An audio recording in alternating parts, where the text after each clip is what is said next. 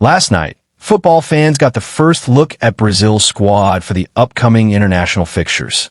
Carlo Ancelotti, the head coach of the five-time World Cup winners, has finalized a 26-man roster for the next two matches. This squad includes 3 goalkeepers, 9 defenders, 6 midfielders, and 8 attackers. A carefully balanced team, handpicked to navigate these crucial friendlies.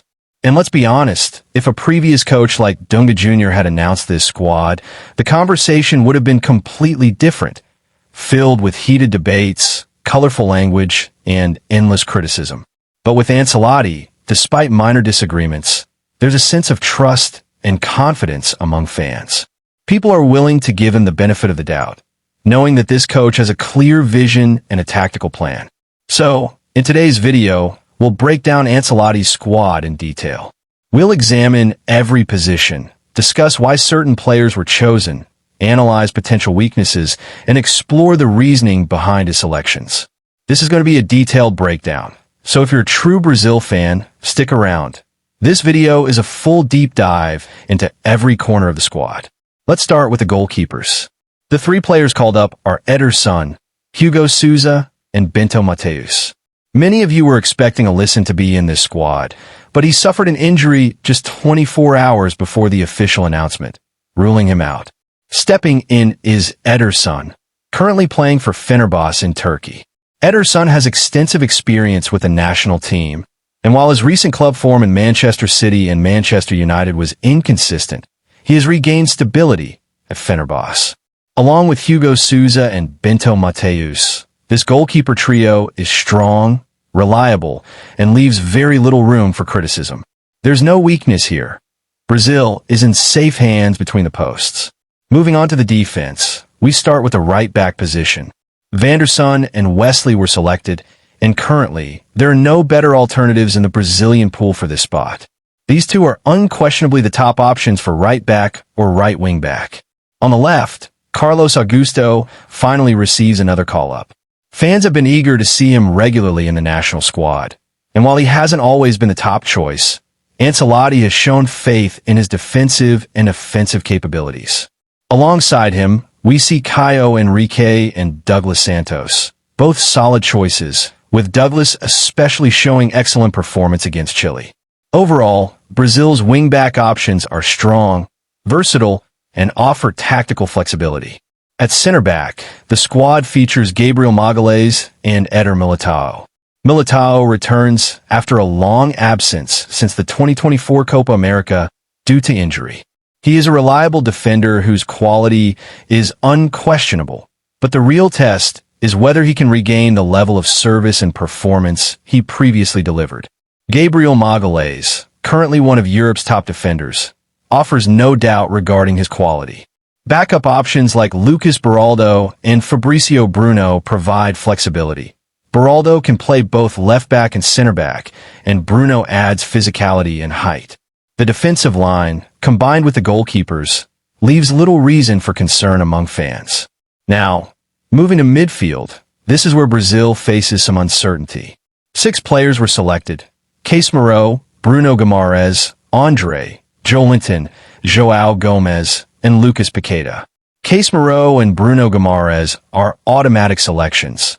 Their ability, physicality, and consistency make them indispensable for Brazil's midfield. Lucas Paqueta is another experienced option. While his club form may not always be remarkable, he consistently delivers for the national team, as seen in recent matches against Chile and Bolivia. Many fans even call him Lord Paqueta for his national team performances, highlighting the difference between club and country output. The remaining midfielders, Andre, Joelinton, and João Gomes, provide depth and testing grounds for the future. Andre, once seen as a potential replacement for Casemiro, hasn't reached top form in Europe yet, but his quality is unquestionable. Joelinton is being carefully evaluated for the 2026 World Cup, while João Gomes offers additional tactical options. This mix ensures that Ancelotti can experiment and rotate players without compromising the team's balance.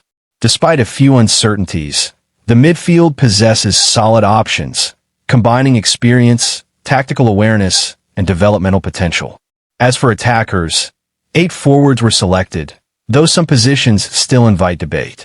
The front line and attacking midfielders will undergo trials in these friendlies, helping Ancelotti assess who will fit into the World Cup strategy.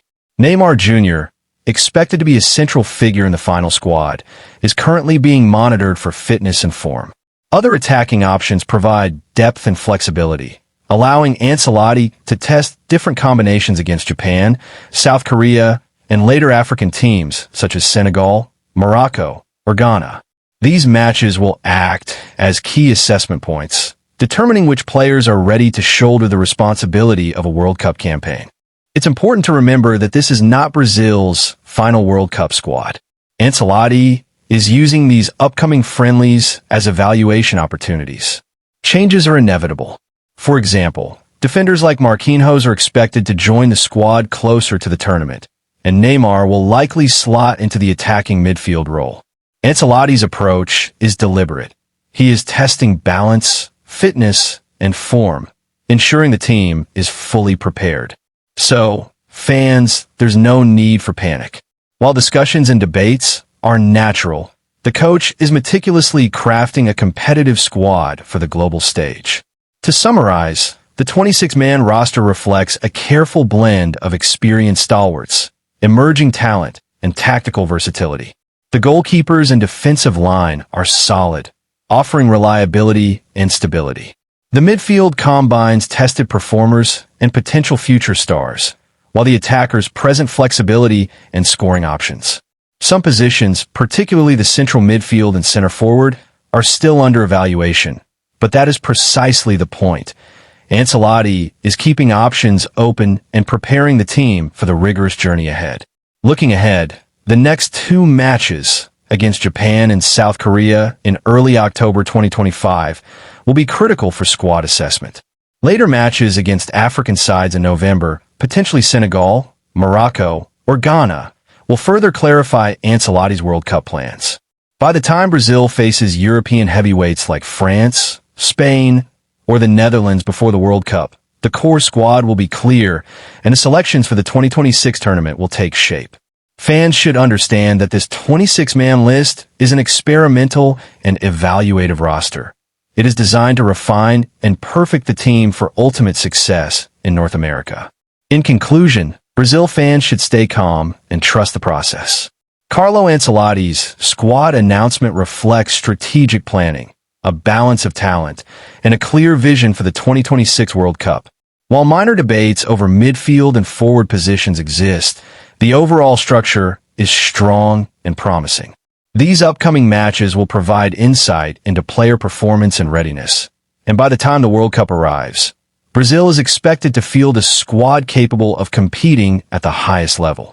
The next steps are evaluation, adjustment, and preparation, ensuring that when the tournament kicks off, Brazil will be fully equipped to chase glory once again.